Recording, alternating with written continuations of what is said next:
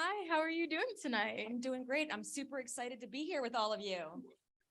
That's wonderful. So, my name is Alana. So my first question is, in your role as a psychotherapist, You got it. how do you help people include teens have healthy relationships? Okay, so I am a psychotherapist. So I'm like a mental health therapist or a talk therapist. And so even though currently my practice, my work focuses primarily on adults, I have done a lot of education with youth and with adults over the course of my career.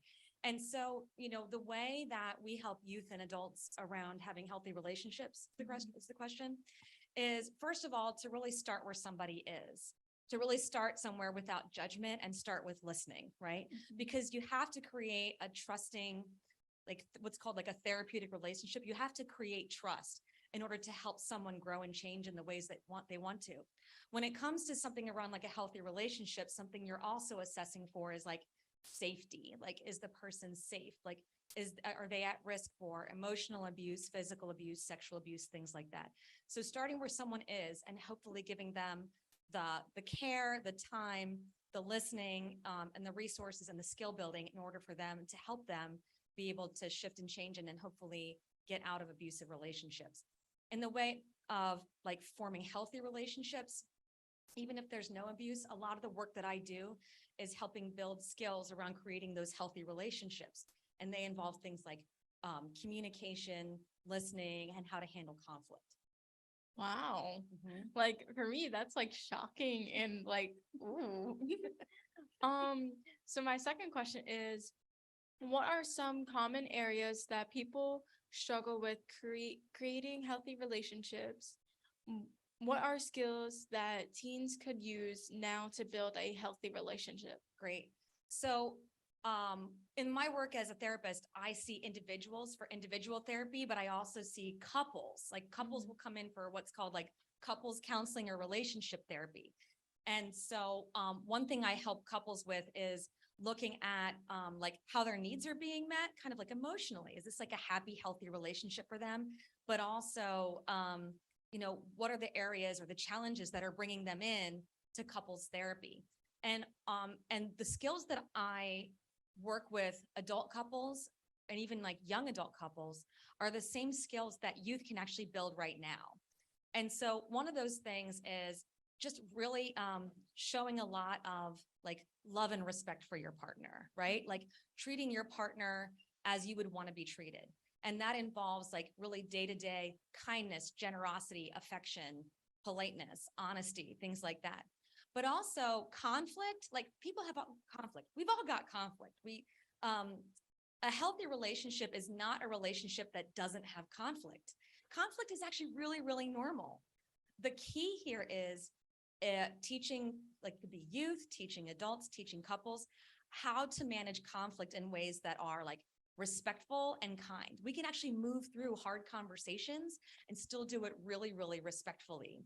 And lastly, I would say one of the main areas that I work with couples and individuals that these skills transfer beautifully to youth is around taking care of your own mental health, right?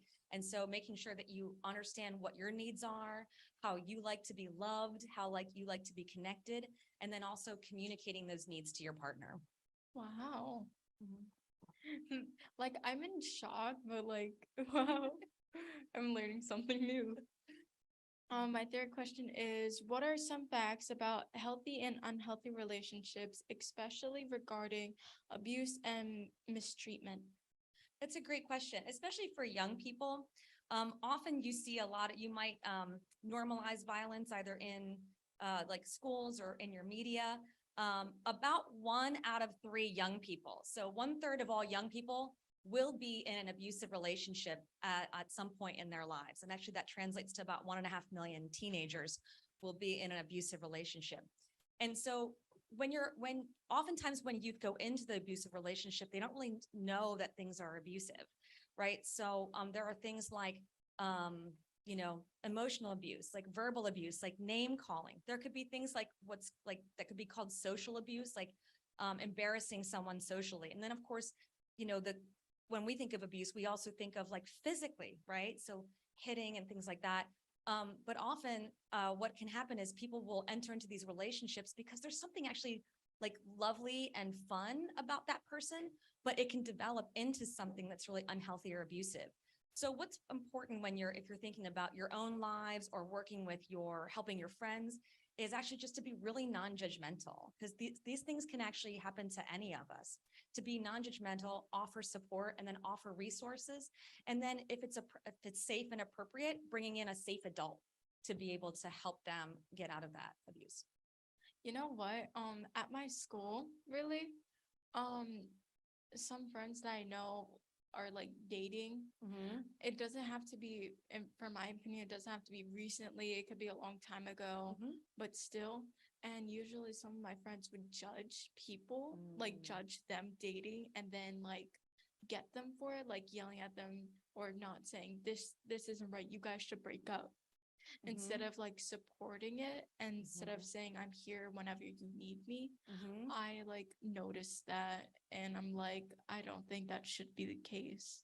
I agree with you. And, you know, creating that non-judgmental space to be able to like support the people that you know, support your friends, to be able to allow them the space to be able to share authentically with you without being judged is really a key first step in being able to connect with somebody and get somebody help maybe.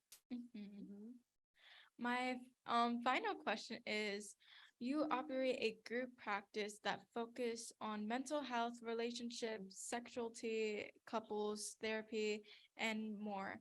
Yeah. How can we combine these things to create a healthy relationship? I know that's such a big question. And that made me actually look at the group practice I'm building. So right now I'm building a group mental health practice, which means it's not just me and as a solo therapist, but I'm building a company where I'm hiring therapists that have specialties in couples work. So helping couples have healthy relationships, and also working with people around their areas of sexuality, because it's still so very taboo to talk about areas of sex and areas of sexuality. And so our therapists are really competent and knowledgeable and creating a safe space for people to talk about that. And then also, like you mentioned, the mental wellness and the way these things actually combine in the way of supporting healthy relationships are numerous ways. One, the mental health piece. We actually have to really know ourselves really well and do really great self-care and understand our needs and understand how to have healthy conflict and how to be respectful when working with other people in order to be in healthy friendships, healthy partner relationships. And that translates beautifully to, again, like the sexuality piece. Sex ed is really lacking in our culture. We have a very like sex negative culture, meaning like, shh, don't talk about it, right? Don't talk about the correct names of body parts, don't talk about sex. And what happens in a culture like that, which is why I do what I do with my group practice, is people grow up not understanding their bodies and not being able to talk about their bodies and understand their bodies and the bodies of others. And so then what I do is I work in sex therapy with somebody that really has been harmed by that and has really difficulty with understanding that. And that third piece that you mentioned is the couples therapy. And when you understand yourself and you work on your own self-care and mental wellness and how you are connecting with others in really healthy ways, then forming those healthy relationships and choosing other people to have those relationships with you, it can come more easily and more naturally. I also wanted to say before we go, I knew someone who didn't know what their sexuality was. Yeah. And they didn't know who they were, who they wanted to be. Yep. So I kind of like tried to comfort them and suggested try and go to therapy. Maybe that'll help, because I go to therapy a lot to my emotions, to not bottle it all up inside, and to just talk about it. And it helped me with a lot. I've been taking therapy for, I'll say, almost 4 years now. Awesome. So it really helped me a lot. And so I know it might not help everyone, but with a person, I don't know, try it before you Yeah. don't think it, you might help everyone, who knows? Yeah, but before they knew what they were, I suggested that, and they told me that it helped very well. I'm so glad you brought that up about like normalizing therapy. So I'm a therapist, but I also see a therapist and my therapist sees a therapist. It's like the food chain of therapy, honestly. And I also treat people that are therapists that treat other people. So it is like a whole food chain, and just really want to normalize getting that support. And for people in my generation and older, we grew up feeling like, oh, therapy is something you don't talk about and you go to like if you really need it, or or there's this idea that you're failing in some way. The younger generation is doing so much better with this. The younger generation is like saying like, oh, this is what my therapist said this week, and really normalizing therapy. Therapy is not necessarily there when you feel like you can't deal. Therapy is there as just one more support and strategy and tool that you can use in order to support what's going on in your life and support you in any kinds of growth and change. Wow. I'm so glad that you brought that up as well. So thank you very much. Thank you so much.